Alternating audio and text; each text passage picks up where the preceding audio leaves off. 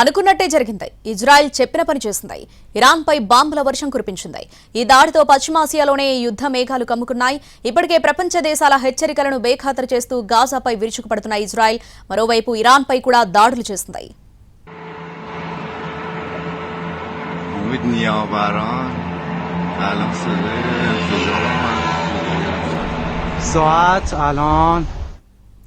Iran రాజధాని టెహ్రాన్పై Israel వైమానిక దళం దాడి చేసింది. టెహ్రాన్లో పేలుళ్ల శబ్దం విని స్థానికులు భయాందోళనకు గురయ్యారు.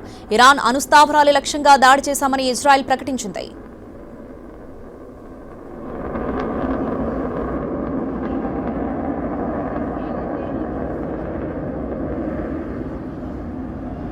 డజన్ల కొద్దీ న్యూక్లియర్ బాంబులను ప్రయోగించింది ఇజ్రాయెల్ డిఫెన్స్. ఇరాన్ అణుస్థావరాలను టార్గెట్ చేసుకుని దాడులకు తెగబడింది.